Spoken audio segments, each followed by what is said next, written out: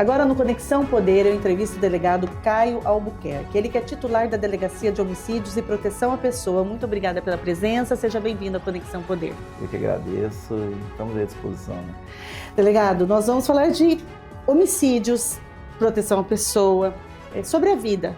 E crimes relacionados à morte são crimes que eles provocam uma comoção social, eles chamam a atenção, eles sensibilizam a população. O senhor, como titular de uma delegacia de tamanha importância, como que tem sido esse trabalho? Me fala um pouquinho da sua experiência, de quais municípios o senhor passou até chegar aqui em Cuiabá, e agora essa missão tão desafiadora desses crimes complexos, porque quando a gente trata de vida, ele é complexo, né, por natureza. Como que está sendo? Pois é, eu tenho mais de 13 anos, né, na carreira de delegado aqui, sou da turma de 2012, passei por regiões de fronteira, depois fui para a região metropolitana, aí Várzea Grande, né, e em Cuiabá, né, desde 2016 eu estou por aqui. Aí aqui, delegacia de roubos e furtos, crime organizado, roubos e furtos de veículos, passei pela DHPP por 5 anos, então fui lá delegado adjunto, né, atendendo as ocorrências.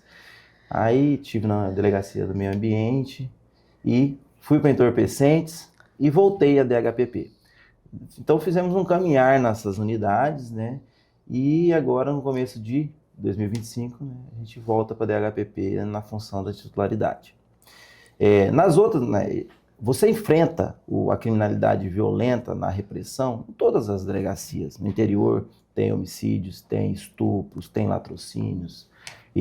Mas aqui, na DHPP, é a delegacia que só atua com isso. Como você disse, é uma das maiores delegacias do Estado. Creio que é a maior delegacia a nível de efetivo e de responsabilização, atribuição, melhor dizendo, de região que a gente atua. Tá? Para esclarecer, a DHPP responde por Cuiabá, por Várzea Grande, por Nossa Senhora do Livramento e por Acorizal. O que a DHPP atua? Homicídios consumados e tentados, todas as tentativas também são nossas dessas atribuições. As mortes a esclarecer. O que são mortes a esclarecer? Os suicídios, tá? As pessoas são encontradas em casa, às vezes com morte recente ou em decomposição, para saber o que ensejou aquela morte. E explicando os feminicídios consumados. Então, doutor, quando o senhor diz feminicídio consumado, quando a mulher ela sofre violência, ela procura a delegacia da mulher. Quando ela sofre a tentativa de homicídio e quando acontece o feminicídio, aí é na DHPP? Explica para nós. Sim. A violência contra a mulher, por óbvio, nós temos delegacias da mulher em Cuiabá, Várzea Grande, temos o plantão, tem a coordenadoria, né, desse enfrentamento à violência contra a mulher. Então, aquela ameaça, a injúria, a lesão corporal e a agressão, a lesão contra a mulher que beire o feminicídio tentado, quando a mulher não vai a óbito, fica com as delegacias da mulher. Então, violência sexual, patrimonial, tudo na delegacia da mulher. Isso evoluiu para feminicídio. Seja ali no palco a mulher já é encontrada em óbito, seja posteriormente ela vai a óbito no hospital, é da delegacia de homicídios a atribuição, tá? Então nós temos todo um procedimento lá de atendimento também ao feminicídio, assim como nos homicídios, as equipes vão ao local e de maneira que temos mais essa atribuição em relação ao feminicídio. O que modifica quando o crime é feminicídio? O senhor percebe assim de algo que chame muito a atenção, uma característica dos demais? O feminicídio, a cena do crime, de qualquer homicídio, ela deixa os vestígios, as pegadas do agressor. O feminicídio fica muito evidenciado o ódio, né? É um crime de ódio mesmo, o feminicida ele desconta aquela raiva, aquela intolerância dele com as próprias mãos. Quase 100% dos feminicídios é o próprio ex ou atual que atua. Então, de pronto, você já vai ver aquele contexto a evidenciar um feminicídio. Pelos vestígios objetivos, pelas perfurações, pela forma com que aquela pessoa foi morta, ou até mesmo pelas informações. Infelizmente, às vezes, nós temos E tristemente, a gente diz isso, as testemunhas oculares são os próprios filhos. Então, assim, aí você vê, é um crime que, eu falo, o feminicídio ele foge um pouco do contexto de agressão, né? Porque você vai vendo, além de matar a mulher por aquela situação sem qualquer motivo, e na frente dos filhos. Então, é uma impiedade total, né? Então, é assim, então você evidencia já de cara, assim, o feminicídio ele é muito claro. Quando você atende ali o local, você já fala, isso aqui é um feminicídio. E esse criminoso, esse feminicida, ele tende a repetir o modo como ele opera? Sim. O que acontece? O agressor ele decide matar porque ele é a intolerância com o não. Como sempre se diz, e muito bem pontuado, né, pelas delegadas, sempre falam isso para as pessoas, as autoridades que estão engajadas nesse plano de repressão. É o não, é intolerância com o não. A mulher resolve não seguir mais com aquele relacionamento, o direito dela. As pessoas precisam respeitar isso. Mas o agressor entende que é o dono da mulher, o dono da verdade, o dono de tudo.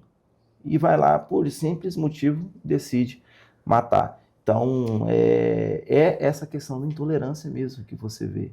E geralmente ele utiliza um exemplo. Nós tivemos um caso recente ele foi encontrado morto num presídio, ele tinha matado uma ex-companheira com facadas e depois se descobriu que ele tinha matado uma outra também com facadas. As facadas é um exemplo da raiva e de uma arma que demonstra o quanto o crime é de ódio. Sim. Você vê, os homicídios normais, via de regra, com arma de fogo. Porque a pessoa quer matar outro por um motivo ali, tá? E ele usa, via de regra, por arma de fogo. A arma branca é um crime que você percebe que o agressor quer que a vítima sinta aquela dor prévia à morte. Porque a cena, qualquer pessoa vê um local de um homicídio, tá, um local grave, mas o homicídio por facadas, você vê, depende do horário que você chega, parece que você ainda percebe a vítima sofrendo. Porque não precisa a gente explicar, entendeu? A questão das facadas, né? Então, por que decide matar por facadas o feminicida? Porque ele quer ver a mulher sofrendo, agonizando ali pela vida, né, em vão. Outro modus operandi que às vezes acontece com bastante habitualidade, esganadura. Porque mesma coisa, a pessoa não morre esganada por um segundo, é um ritual de tortura ali. E isso faz parte da cogitação, da premeditação desse feminicida, que antes dele ver a mulher ali tombada, desfalecida, sem vida, ele quer vê-la esfalecendo, lutando pela vida. Então, esse é o móvel. Então, quando naquela cena, você vê aquela mulher com aqueles sinais no pescoço, você vai ver as garras do agressor ali. Ele não queria só matar instantaneamente, ele queria que ela lutasse pela vida e pedisse para não ser morta, mas ele ali matando. Estupradores também utilizam muito essa questão de esganadora para colocar a mulher numa situação de humilhação. Sim, nós tivemos até um caso recente, que foi lá na UFMT, né, da mulher, né, que andava por lá, tinha até, acho que esquizofrenia, assim, tinha uma doença, né, e ela andava, perambulava por ali. Era uma pessoa conhecida ali dentro do campus. Conhecida, e ela andava por ali, e esse agressor aproveitou, né, como se fosse uma presa fácil ali, né, e assim, a necrópsia evidencia isso, a esganadura. Então teve o estupro, tá? E aí teve a esganadura. Então, assim... E no caso dele, depois se descobriu, a partir das investigações, que ele tinha também outros crimes cometidos. Exatamente. Ele que teve até um que foi preso, que depois com o exame... Isso. Ele, na verdade, ele tinha 2 vítimas de estupros, que por sorte ali talvez não se descambou por um homicídio, porque conseguiram fugir por ajuda de terceiro, dependendo do que as investigações mostrem, mas tem 2 só de estupro e outras 2 que evoluiu para homicídio. Então, e até através do DNA, conseguiu esclarecer mesmo que tudo esses 4 casos que até então foram descobertos, ele é o autor, e também evidenciar que uma outra pessoa que estava na condição de investigado não seria o autor daquele material genético encontrado ali, tá? Então, foi muito importante essa prova, né? O DNA revelou muito bem. E voltando à tua pergunta, há uma habitualidade do modo de agir. Eles agem da mesma forma. Tá? E às vezes o que acontece? Eles deixam os sinais propositalmente de que foram eles. Não vai, às vezes é que tá aquela coisa, parece que quer ser identificado. Então, crimes muito graves, né? Aí a pergunta inicial o homicídio é um crime, a gente sabe, né? Um crime mais grave que tem, né? Hoje em dia, né? Você não tem, assim, pode olhar o Código Penal. É um dos crimes mais... A pena, você vai ter o homicídio qualificado, o feminicídio que está ali, que aumentou a pena hoje em dia, você tem o sequestro evoluído para homicídio. Então, tudo que envolve morte. Porque depois que você tira a vida da pessoa, não fica mais nada. E, doutor, hoje, no nosso sistema, seja quem for que cometa um homicídio, ele vai para a cadeia. Vai. Porque teve, na verdade, desde 2019, com a alteração que teve no Código de Processo Penal pelo pacote anticrime, houve essa reformulação da questão de condenações de homicídio até tantos anos, aí teve aquela discussão de 15 anos e tal, e aí depois o Supremo chancelou recentemente que, até foi por, se não me engano, por unanimidade isso, que todos aqueles condenados em júri popular por crime de homicídio, o cumprimento é imediato da pena. Traduzindo, explicando isso.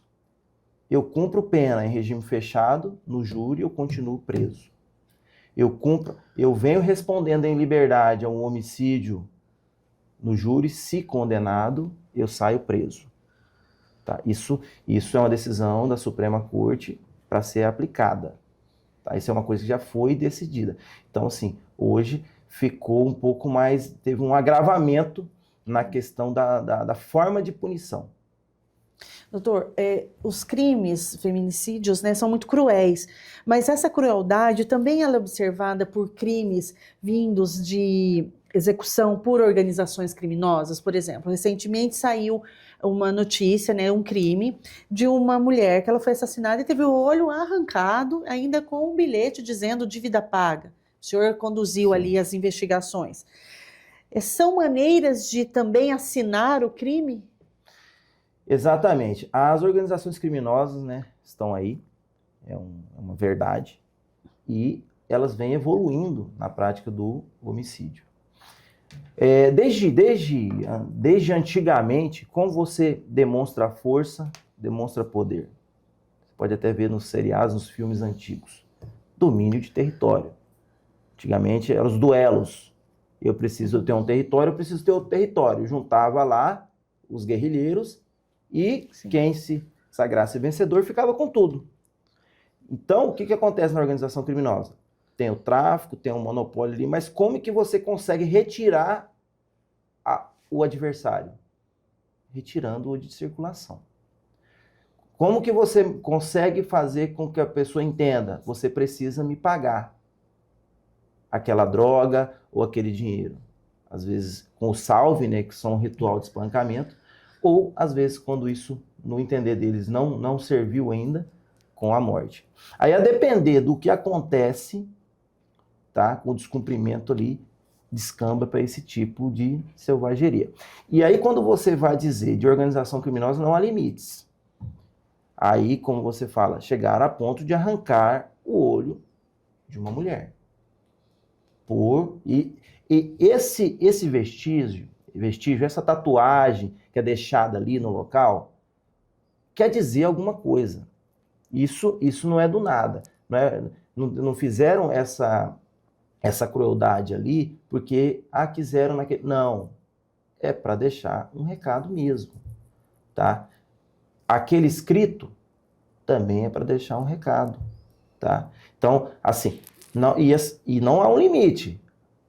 Eles não medem esforço, a crueldade não tem limites. Tanto é que você vê amputações, decapitações, sumiço de corpos, aí nesse caso triste. Então, é o tipo de pessoas que estão nesse segmento. As operações criminosas, elas estão avançando em Mato Grosso, apesar de programas que tentam repelir. Como está sendo essa medição de força? Creio que sim, porque se não tivesse acontecendo uma repressão, estava o descontrole. Não é que nós vivemos no estado das maravilhas, no país das maravilhas. Mas eu vejo que, ao menos o estado de Mato Grosso, Cuiabá, Várzea Grande, onde a gente está atuando, você vê que a situação não está fora do controle.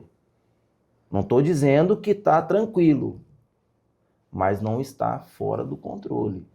Você vê prisões, você vê casos, no caso nosso, de homicídios, tanto de facção quanto outros, sendo esclarecidos. Tá? De facção tem um detalhe, porque a gente lida com o anonimato, as pessoas não falam, mas mesmo assim os trabalhos estão andando e vez por outra você vê os faccionados sendo presos por homicídios e também por outros casos, mas estou respondendo aqui na nossa alçada. Então, se não tivesse esse enfrentamento, e para você enfrentar você tem que ter estrutura, né? Você tem que ter formação de pessoal, você tem que ter gente, você tem que ter equipamento, entendeu? Investimentos em inteligência para você enfrentar o crime por óbvio depois que ele cometeu. Então, voltando a dizer, há sim um enfrentamento à devida medida e por isso que as coisas não estão fugindo do controle. Rio de Janeiro fugiu do controle? Na sua análise? Sim, né? Acho que não tem como a gente... você vê um exército, né, nas comunidades. Isso aí não adianta falar que não é, a situação é crítica, né? É crítica a ponto de você ver uma pessoa andando, por exemplo, se você vir uma pessoa na rua aqui, em Cuiabá, andando com um revólver ou uma pistola em via pública e você não conseguir identificar, porque ele vai estar descaracterizado como sendo um policial. Você vai ficar com medo. Com medo. Tudo bem. Agora você imagina um exército de homens com fuzis. O que eles estão fazendo com esse bando de fuzis pendurado no pescoço? Esperando alguém para atirar. Porque, assim, é uma arma de guerra. Ele não está ali para fazer uma exibição, colocando a amostra, não está no varejo, uma venda, não existe isso. Ele está ali a pronto emprego para a letalidade. E a suposição, inclusive, de fábricas de armamento dentro das comunidades. Exatamente, porque são muitos fuzis, esse tanto de fuzil que pegou. Gente, o poderio bélico do fuzil é altíssimo, é arma de guerra mesmo. Entendeu? Você vê fuzis de grosso calibre.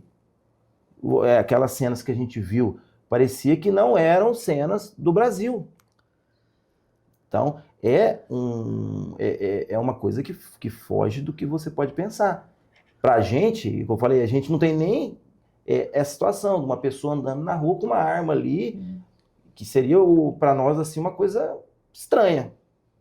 Agora, você imagina numa cidade você chegar a ponto de observar essas centenas de homens ali, fazendo barricadas, fuzis, a pronto emprego, a população sitiada. É claro que fica sitiada. Como que você não vai ficar sitiado com um bando de homem com fuzil no pescoço, fuzil amarrado ali no pescoço, pendurado?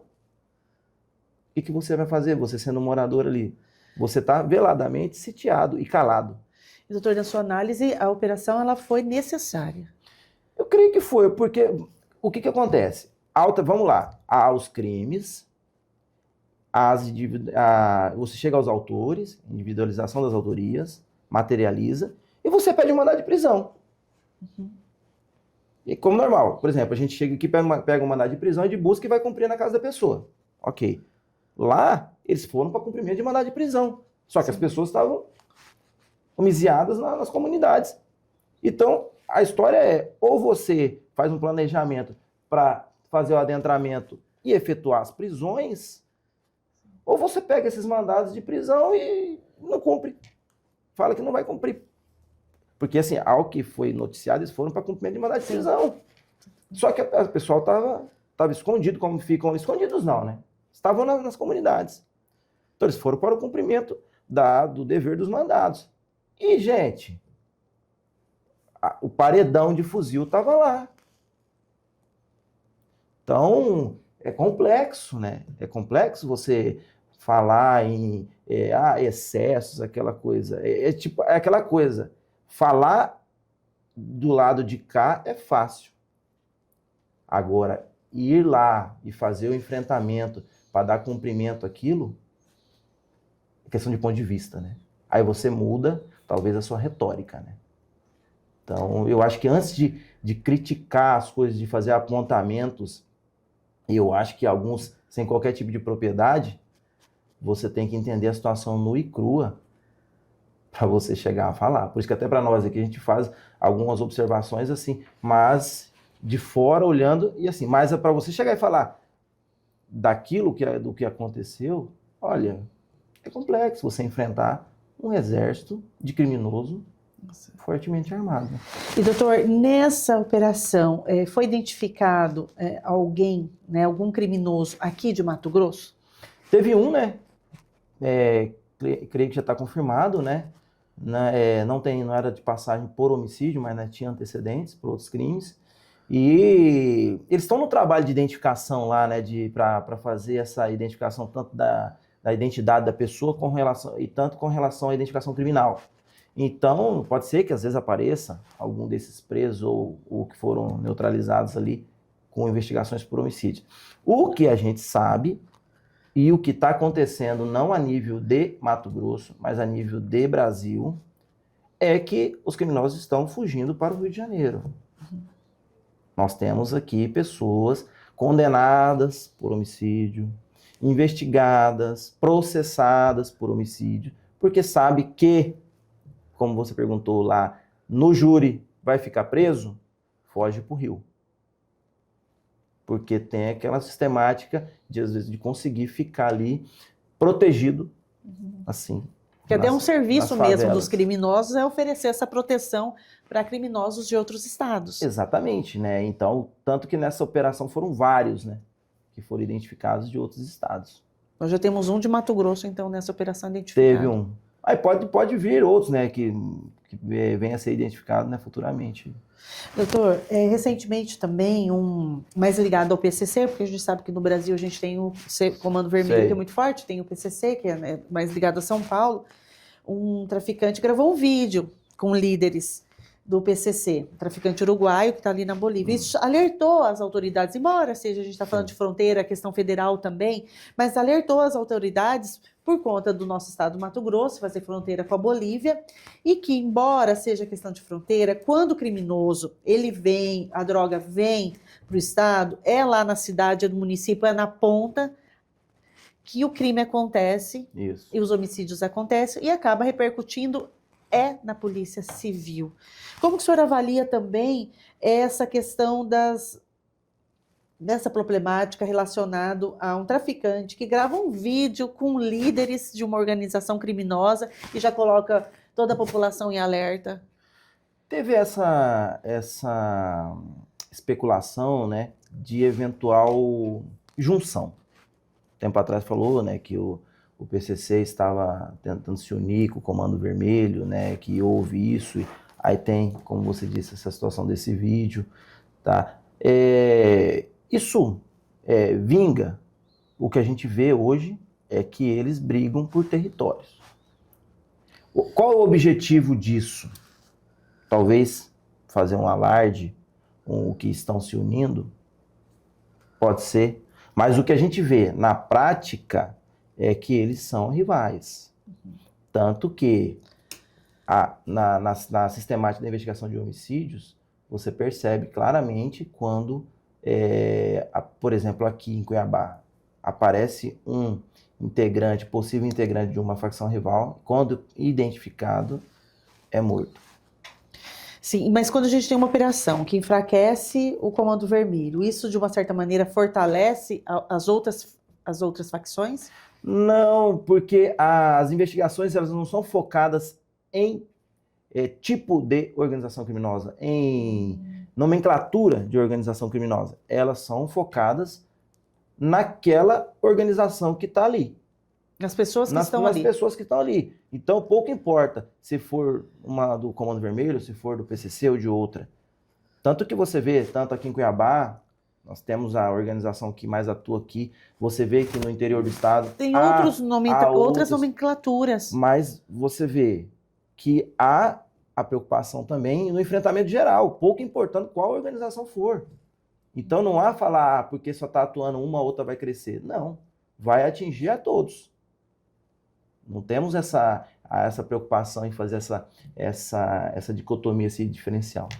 Doutor, por muitas vezes, matérias foram publicadas com jovens relacionando mortes de jovens, execuções por organizações criminosas relacionadas a gestos em fotografias. Até que ponto isso, na sua visão, é real, é um alerta, é preocupante?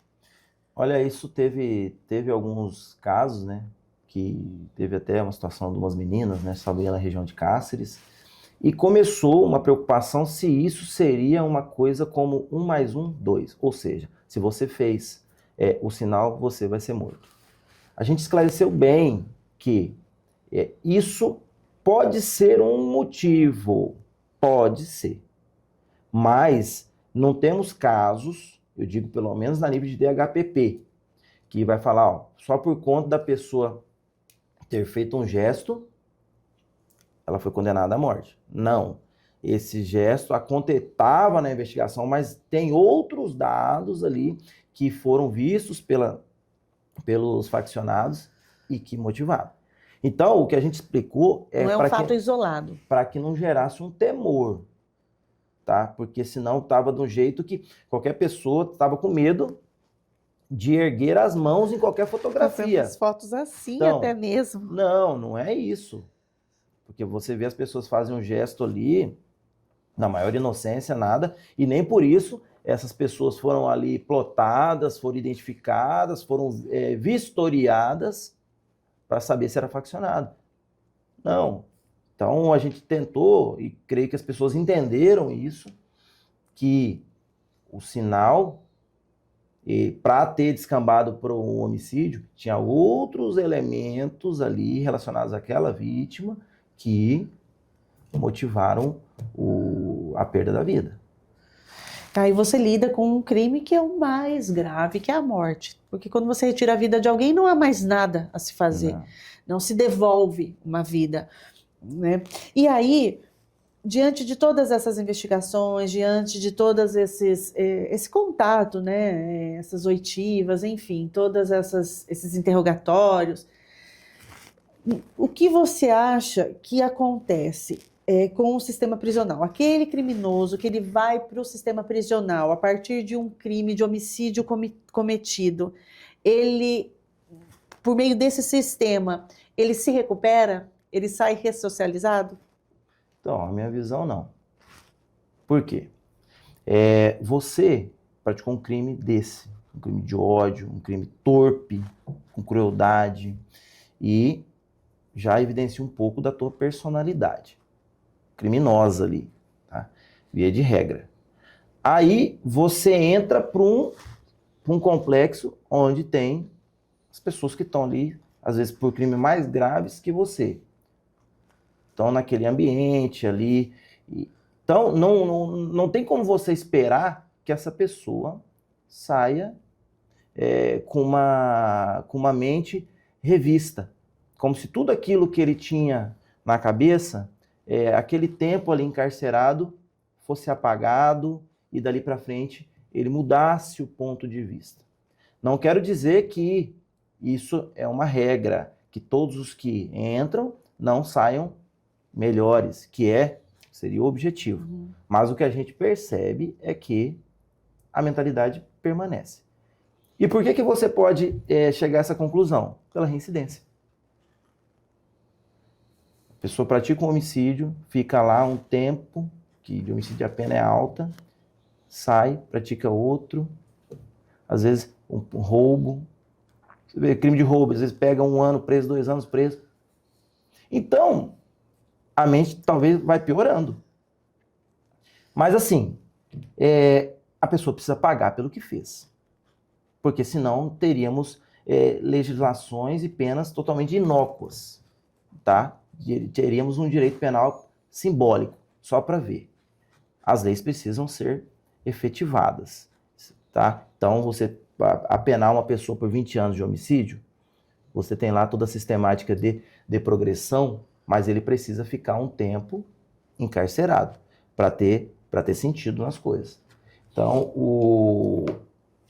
mas a gente esperava uma ressocialização. Mas hoje, o que a gente... o mínimo que você espera é a punição. E como que a gente enfrenta essa questão para diminuir a criminalidade?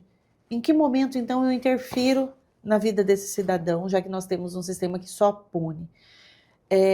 Como a gente enfrenta, de fato, para ter um mundo com menos prática de homicídios? Então, boa pergunta. Você tem que evitar que a pessoa entre no crime. Evitar a percepção de que o criminoso que aquela criança vê na rua seja um herói. Inversão de valores? Exatamente. Você tem que fomentar, sim, o trabalho social, a educação, para que ele veja a criminalidade e ele pegue a outra rua. E ele entenda que aquilo não é o caminho certo. Que aquele caminho que ele está vendo ali como o herói, que vai garantir a segurança da casa dele, ou que vai dar um corretivo naquela pessoa que eventualmente bateu no irmão, amanhã depois, esse herói é o que vai entrar na casa dele e vai matar ele próprio. É isso que precisa entender. Que aquilo não é o certo. Que há outros caminhos para se trilhar. Que há como vencer na vida, há como ter uma vida digna, tá? Sem necessidade de entrar para o crime. Muitas vezes, doutor, os criminosos são enaltecidos e a polícia é diminuída na sua importância? Eu creio que essa questão de enaltecer depende de quem está enaltecendo, tá? O criminoso ser enaltecido pelo próprio criminoso, acho que não precisa nem aprofundar nisso. Tem nem relevância. Não. Eu creio que é o seguinte, mas quando você vê a população de bem rechaçando isso aí, o criminoso, e aplaudindo a polícia, isso é o que nos importa, tá? Porque as pessoas de bem sabem que a polícia está aqui para servir, para fazer a responsabilização, mas para servir, e servir quem for, tá? Então, o criminoso aplaudindo o criminoso, isso nos importa, não nos importa. Nós queremos saber, e é para isso que a gente trabalha, para ter o feedback da sociedade de bem, que vai dizer, não, foi bacana o trabalho da polícia, aquela pessoa que estava lá foi presa, aquela pessoa estava me homiziando, eu não conseguia, eu estava naquele bairro onde eu estava, dependente, como se fosse um escravo daquele indivíduo. Então essa resposta, para essa resposta que a gente trabalha, para essa tranquilidade da sociedade de bem. Agora, quem age ao descompasso vai sofrer os ditames da lei. Isso é uma consequência natural. Para que não aconteça que aquela comunidade fique refém do crime. Exatamente, porque a pessoa que é de bem, ela já tem toda a problemática ali, às vezes falta de estrutura daquele bairro, falta de água, falta de sistema de saneamento. Agora você imagina você ainda viver acuado, você não poder falar, você não ter uma mínima liberdade de expressão, porque senão você pode morrer. Isso é bom? O que esse cidadão que está ali, que proteção que ele está te dando? Você vai ter que sair todo dia para trabalhar. Então, assim, a que ponto essa pessoa é herói mesmo? Ou ele é o seu maior algoz ao velado ali, esperando só o momento que ele melhor entender para atacar contra você mesmo. Que é o que acontece. Não tem apego. Hoje você pode ser o vizinho querido, protegido, amanhã você vai ser o palco do homicídio. É isso que as pessoas precisam entender. Não há relação de amizade, o criminoso gosta do bairro, gosta do... Não. É domínio territorial. Interesse financeiro, poderio. É isso. Morte. Morte. Não estão preocupados com a bem-estar. Não estão preocupados, porque você pode ver. E isso, as delegacias que atuam na repressão e na recuperação de ativos demonstram muito bem. Eles podem estar ali passando como se fossem os salvaguardas daquele determinado bairro mais humilde, mas vai ver os carros que eles andam, vai ver o tanto de dinheiro que encontrou na conta deles. Apartamentos, chácaras, sítios. Então não fecha a conta. Então não tem nada de querer o bem daquela população carente. Querem sugar aquele pessoal e para deixá-los mais escravizados ali, mais dependentes. Esse é o sistema. E, doutor, e muitas vezes as investigações, elas vão alcançando espaços que mexem na estrutura de poder, que mexem com instituições, que mexem com pessoas muito bem, com credibilidade na sociedade. Isso é um desafio diário também para o trabalho da investigação. Sim, eles têm um avanço econômico, né? O poderio econômico e vão subindo, né? Então, claro que a gente vê reflexo já, creio que as operações já demonstraram aonde eles estão indo, até onde eles estão indo, os dados concretos estão evidenciando, prisões já estão evidenciando, então não é mais um achismo, são dados, tá? E isso causa certa preocupação. E isso aí, mas de outro lado, você vê a estrutura e o avanço da polícia, que está conseguindo não apenas pegar o chão na fábrica, o executor, o que está na ponta, o soldado, está indo para dentro dos escritórios, por assim dizer, pelas mentes do crime, para aqueles que estão auferindo mesmo os valores. Então, por isso que eu falo, a situação não está fugindo do controle. Essa questão do enfrentamento e recuperação de ativos, ela caminha muito bem na questão da repressão da liberdade. Porque ele precisa sentir na pele ali, ser tirado dele um dos maiores bens, que é a liberdade, tá? Mas ele precisa sentir no bolso também. De sentido de que, meu dinheiro não, dinheiro dos outros, né? Sim. Dinheiro dos outros, dinheiro à custa do sangue dos outros. Foi tomado. Então, a preocupação hoje da Polícia Civil é essas duas frentes, e você vê também essa questão do enfrentamento à recuperação de ativos, o quanto vem avançando e descapitalizando as organizações criminosas. A gente falando de punição, de punibilidade, pena perpétua, qual a sua opinião sobre isso? Existem crimes de homicídios que caberiam nessa penalidade mais intensa, porque, como o senhor disse, é importante que tenhamos punição. Uhum. Muitas vezes essa punição, o criminoso fica ali um tempo, volta, reincide, preso, volta, e aí ele vai acumulando uma série de passagens criminais. Em determinados casos, a prisão perpétua seria mais eficaz, doutor Caio? Eu creio que já chegou o momento do Brasil revisitar o tema. A nossa Constituição é de 88. Nós tínhamos uma criminalidade. Nós não tínhamos essa organização criminosa. Foi uma Constituição criada ao seu tempo, por óbvio. Mas aí nós estamos aí, passaram décadas. O crime mudou totalmente. Então eu creio que precisa se revisitar, sim. E há crimes, Ana, que eu falo, o que a pessoa poderia fazer a mais? Arrancar um olho, sumir com a pessoa, esquartejar, estupra a mulher, mata, esquarteja. Então, apenas só tirar 20, 30 anos de liberdade para uma pessoa que tem 30 anos, ele vai sair, sei lá, com 50, sei lá quanto que for, e vai voltar. Você puniu a contento? Será?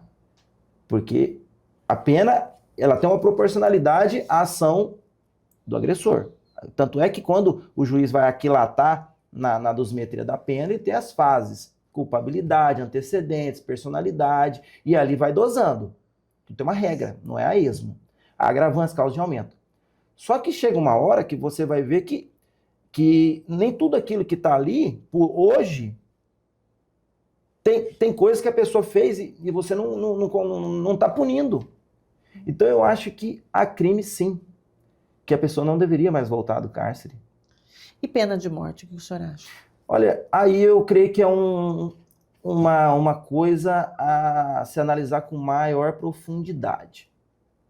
Porque eu não sei se seria o caso, a pena de morte. Eu acho que melhor é uma pena justa, mais justa. Por exemplo, na época dos crimes hediondos, vai ser integralmente fechado. Tá ferindo a individualização da pena, aí começou por inicial fechado, aí viu que não ficou pouco, vai aumentando o critério de progressão, e hoje, tanto que tem o critério ali, por exemplo, de homicídios, no mínimo metade da pena. Então, eu creio que tem que haver um avanço a nível do que a pessoa fez. Por quê? Você imagina você sendo um familiar, uma filha de uma que teve a mãe morta num feminicídio ou uma outra coisa no homicídio, e passa o tempo, o agressor é solto, porque ele não vai ficar toda a vida, porque não pode ficar todo o tempo, não tem prisão perpétua. Ele vai voltar a passar na frente da casa daquela pessoa. A gravidade que ele fez, tudo aquilo que ele fez, foi devidamente pago. Será? Será que não ficou pena ainda a ser cumprida? Então, eu não estou a dizer para todos os crimes, mas alguns crimes não há mais o que a pessoa fazer. Não se espelha, ele já matou, ele já acabou com a pessoa, ele já, além de matar, não foi só suficiente matar, tinha que zombar com tudo. Então, volto a dizer, eu creio que os mais graves, e a gente tem exemplos de sobra disso. Eu creio que precisa ser revisto, precisa ser discutido a nível, por óbvio, do Congresso, essa situação da prisão perpétua, pelo menos, para que sirva como uma prevenção geral, prevenção ali para que outros pensem bem antes de fazer. Que já vão saber que se fizerem crimes daquela natureza, podem ficar para o resto da vida presos. Exatamente. Creio que isso precisa ser revisto, Isso iria impactar, o senhor acredita? Ia, claro. Porque a pessoa, antes de praticar um crime... Ela faz conta, doutor? Muitos fazem contas. Muitos você prende. No homicídio você não vê muito isso, porque as pessoas já sabem que vão ser condenadas, via de regra, e a pena é alta. Mas nos outros casos, que a pena não é tão alta, eles já sabem. Já chega com a continha feita. Já chega com a conta, não, daqui a tantos meses eu estou na rua. Isso passa uma sensação para a sociedade de impunidade, porque muitas vezes ela perde até o ânimo de denúncia por conta que sabe que dali a um tempo ela vai estar se deparando com um cidadão no bairro dela. Exatamente. Doutor, e aí, na questão do feminicídio, é mais difícil a prevenção, no seu ponto de vista, considerando que muitas vezes acontece essa violência contra a mulher dentro do ambiente familiar? Olha, a questão do feminicídio, a gente tem dois pontos de análise. Aquele comportamento agressor que já está publicizado, você tem medidas protetivas, a mulher já está demonstrando ali que ele vem perturbando, vem agredindo, ela faz medidas protetivas e às vezes descamba para um feminicídio. Nesse caso, fica mais fácil você tentar o controle, tá? Mas, mesmo nesses casos, a mulher também precisa querer. Porque às vezes faz a medida protetiva e às vezes volta. A gente sabe que Tem várias razões pelas quais a mulher volta, não estou aqui criticando isso. Só estou dizendo que há esse cenário. E há outro cenário que é o mais preocupante. São os feminicídios que acontecem sem um prévio registro de BO. Aí é complicado, porque a polícia não tem bola de cristal. Você não sabe qual mulher está sendo homiciada dentro de casa, mantida como se fosse uma refém ali do marido, ou com quem ela tem aquele relacionamento. Como você vai poder criar algum tipo de medida ali para ficar dentro do radar, né, essa mulher? De acompanhamento. Nessa situação, eu creio que vai depender muito dessa mulher, para a gente poder ter o que fazer. Fortalecer as redes de proteção é uma ferramenta importante. Fortalecer, e eu creio que a mulher saber que ela pode viver sozinha. Que aquela pessoa com quem ela está ao lado, não é o dono dela. Nem o pai dela é o dono dela. Então, isso tem que mudar o ponto de vista, tá? De que, não, é possível seguir a vida. E sim, preciso me encorajar a procurar as redes de proteção, a dizer que eu estou sendo vítima de violência. Eu preciso ter esse start. Então, é isso que essas pessoas que estão nessa situação precisam se vestir dessa coragem, procurar, tem que ter essa rede de apoio mesmo, porque a pessoa sozinha é difícil, a gente sabe, de ir procurar, mas precisa. Mas primeiro, a rede de apoio também, Ana, não sabe quem eu vou atender dessas pessoas ocultas. Então é preciso que essas pessoas, essas mulheres, procurem esse sistema de apoio. O primeiro passo tem que ser dela, para que a gente possa identificá-la. Tem, gente. E assim, aí tem, não, mas aí fala, mas não sabe o que eu estava passando, não sabe a problemática da vida toda. A gente sabe que existe isso. Mas o problema é o seguinte, antes de você gostar de qualquer pessoa, ou o que for, você tem que gostar de você mesmo. Porque é você que vai salvar a sua própria vida. Depois que ela foi, não tem mais jeito.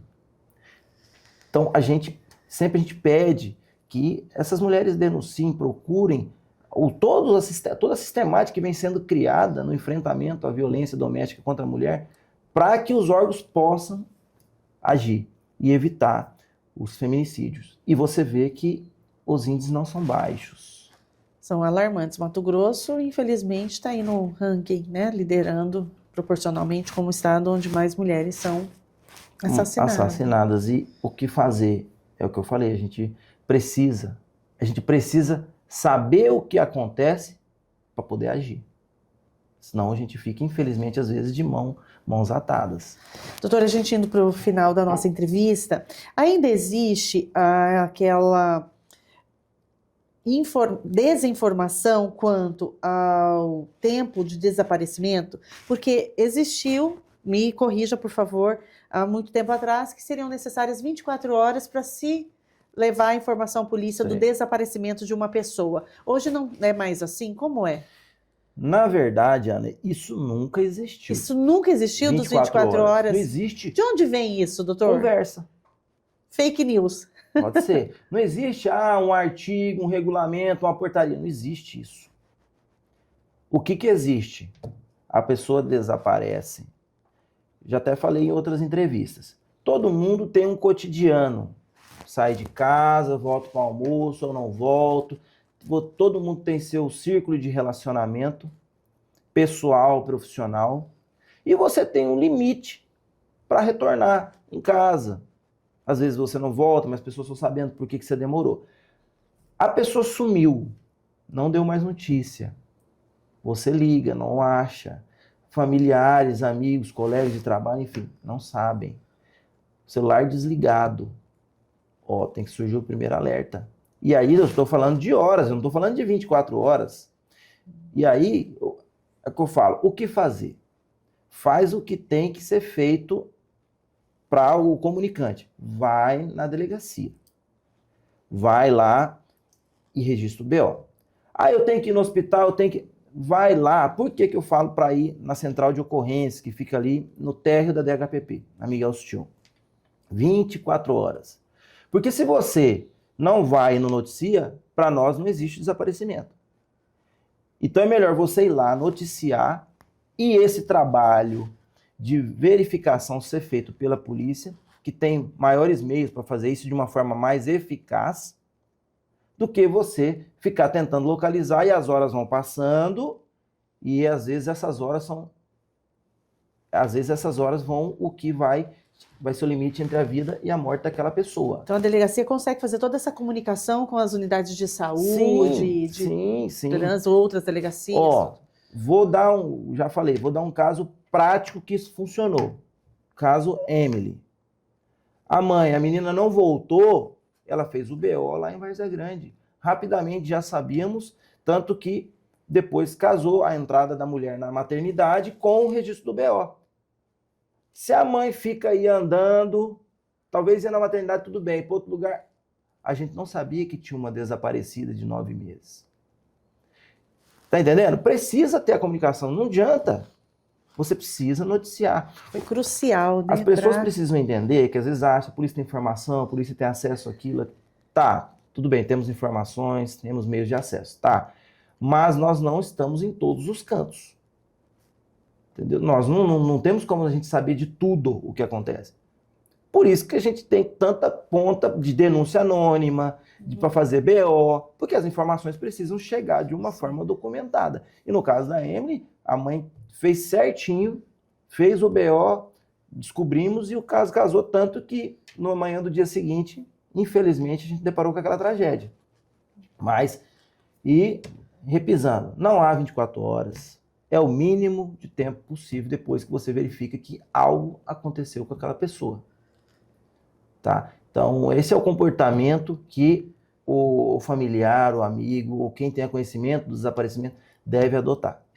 Doutor, as câmeras Vigia Mais, elas são muito importantes no auxílio na elucidação do crime.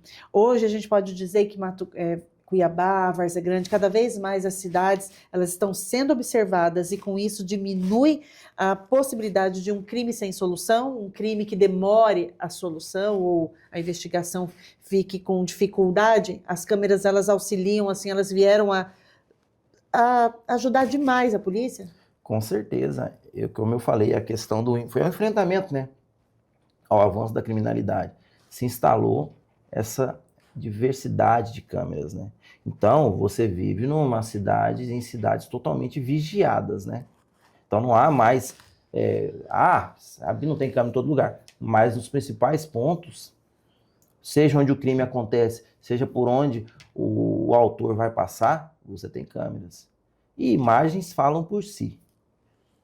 Entendeu? Então, foi um grande avanço, instrumentou muito o trabalho de repressão qualificada da polícia, tá? E vários casos aí, nós conseguimos solucionar ou ajudou a solução pelas câmeras. Como aquele ao lado, né, que o procurador lá da Assembleia deu um tiro ao lado lá da UFMT. Teve aquele lá, teve outros casos na rodoviária também, e outros. É uma ferramenta importantíssima. Hoje, todo mundo sabe que há câmeras por todos os lados, e tem que haver câmeras por todos os lados. A pessoa que vai decidir fazer um crime vai saber que ou ele que vai, ou quem ele manda fazer, vai ser visto. Em algum ponto, algo vai ser visto. Para a gente encerrar, quando o senhor assumiu a delegacia, o senhor disse que estava ali também com uma missão dos desafios de casos mais complexos. Essa missão tem sido alcançada, a delegacia está sendo ágil na solução, na resolução, e de toda a sua carreira, o que mais te chocou pela crueldade dos fatos? Então, a DHPP, vez por outra, acontece, né, esses casos complexos. E a gente tem um cuidado de sempre esclarecer que nós não estamos ali para servir só os casos complexos, tá? Os casos complexos, a delegacia, a delegacia gasta mais energia com eles, claro. Mas a gente tenta agir com o mesmo cuidado técnico em todos. É claro que os casos complexos, eles demandam uma maior atividade da delegacia. E os que apareceram aí, tá? A gente creio que demos a resposta devida. E a resposta, o nosso trabalho, Ana, não busca rosto de inquérito, não busca vítima. Nós trabalhamos, houve um fato, nós vamos atrás das provas para aplicar a lei. E a nível de gravidade da carreira... de crueldade, que te mexeu com você, que te... Eu acho que foi o caso, até hoje, o caso da Emily. Aí quando você falou de prisão perpétua, ficamos quietos, né? Você vai pegar uma menina aos 9 meses de gravidez, quase tendo a luz na rua, aquela pessoa que você já fica ali com medo dela iniciar o trabalho de parto, que você não tem, como se fala para uma grávida, você não dá nenhum copo de água, pelo cuidado que tem que ter. Mas aí você pega uma pessoa de outro lado e começa a atrair essa vítima para ela ir ao ponto do óbito. E qual que é o seu móvel? Qual que é o que você quer? Abrir o ventre dela em vida para pegar a criança. E aí você pega uma borracha, apaga o que você fez, friamente, se perpassando por uma mulher que tenha dado à luz, pega uma cadeira de roda e monta um teatro e entra na maternidade, para que aquele filho seja dado como seu. Mas para trás você só jogou dentro de uma cova.